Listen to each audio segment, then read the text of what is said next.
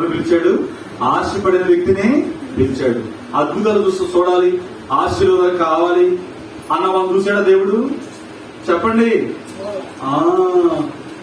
ఎవరైతే ఆశపడతారో దేవుడు మందిరానికి వచ్చినా కూడా ఆశతో రావాలి. ఏదో దేవుడు నన్ను దీవించేస్తాడు అని రాకూడదు. ఆశ ఉండొచ్చు, కానీ ముందు ప్రభువుకి ప్రాధాన్యత ఇవ్వాలి. ఆయన కొరకు నేను జీవించాలి, నేను నూరారా పాడాలి, ప్రార్థించాలి, వాక్యం వినాలి, హృదయంలో జ్ఞాపం చేసుకోవాలి అన్న ఆలోచన మనకు ఉండాలి. అప్పుడే చూస్తాడు దేవుడు. జక్కయ్యను చూసినట్లుగా మనల్ని చూస్తాడు. ఏ పరిస్థితులను సరే నేను తక్కువగా ఉంచాడు. ఎప్పుడు తలగానే ఉంచుతాడు, ఎప్పుడు తొక్కగా ఉంచనే ఉంచాడు. ఆశపడాలి.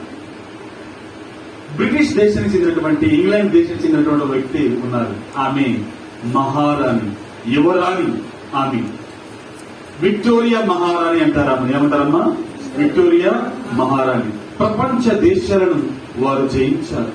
రవి అస్తమించని బ్రిటిష్ సామ్రాజ్యం అని అంటారు. ఏమంటారమ్మా?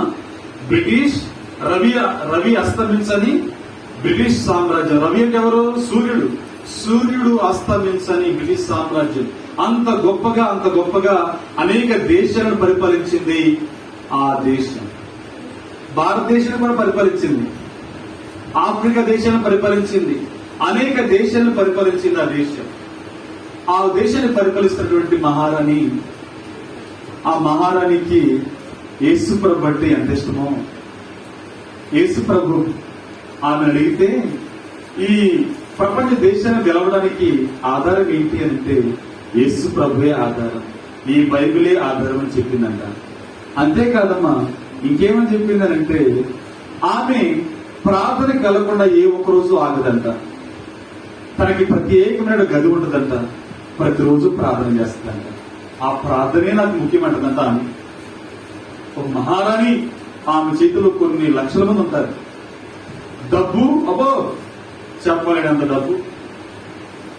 మరి అలాంటి వ్యక్తి ఏమంటుంది? యేసయ్య ప్రార్థన జీవితం, భక్తి జీవితం.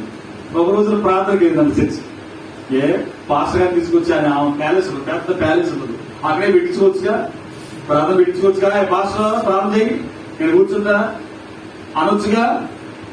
అనదు. ఎక్కడైతే ఆరాధన జరుగుతున్నాయో ఆ చోటుకి వెళ్ళింది.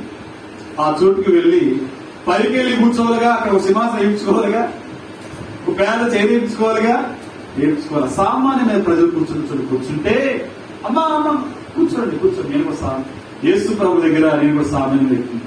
కిరీటం తీసి పక్కన పెట్టిందంట. ఏది పెట్టిందమ్మా? కిరీటం తీసుకున్నా. అయ్యో మీరు ఎవరు?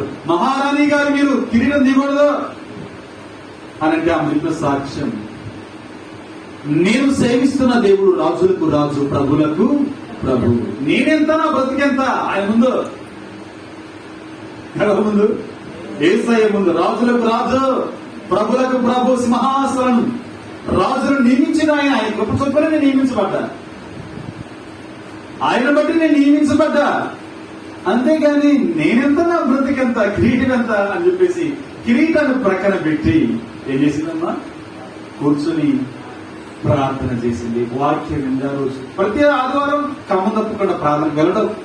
రాజులు సైతం వెళ్తారు మా ప్రభు దగ్గరికి. మనం ఎంత, మన బ్రతికెంత. అంతే కదా.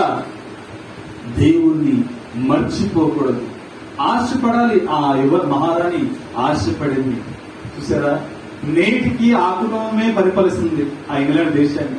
ఎవరో ఒకరు ప్రధానమంత్రి అవుతారు, రాణి మాత్రం, మహారాణి మాత్రం ఆ కుటుంబం నుంచే వస్తారు ఒకరు. అర్థమవుతుందమ్మా? ఇంగ్లాండ్ దేశం గొప్ప దేశాలలో ఒక దేశం. అది బైబిల్ గ్రంథంలో కూడా రాయించబడింది ఆ దేశం యొక్క పేరు. అర్థమైందా? నినివే పట్టణం, తర్షీషు పట్టణం అని రాయబడింది. నినివేకి వెళ్ళమంటే ఎక్కడికి వెళ్ళాడు యోనా? తర్షీషుకి వెళ్ళాడు. తర్షీషుకి ఎందుకు తెలుసా? ఆ రోజులోనే వ్యాపారంలో బాగా అభివృద్ధి చెందిందంట ఈ దేశం, తర్షీషు దేశం. ఆ రోజున తర్షీషు దేశం పిలిచారు, ఈ రోజు ఇంగ్లాండ్ అన్నారు దాన్ని. ఆ రోజు తర్షీషు పట్టణం, ఈ రోజు ఇంగ్లాండ్ పట్టణం, ఇంగ్లాండ్ దేశం. అదవుతుందా మీకు? అందువలన ఆ దేశం దీవించబడింది. కారణం ఏంటంటే ఆ రాజులు, ఆ మహారాణి అక్కడ చేసే ప్రార్థన విషయం అన్ని కూడా. అంతే కదా. ఆశపడాలి, ప్రభు కోసం ఆశపడాలి. ఆశ లేకుండా నీ జీవితంలో ఏది కూడా సాధ్యం కాదు. అందుకే బైబిల్ గ్రంథంలో కూడా ఒక మాట చూద్దాం.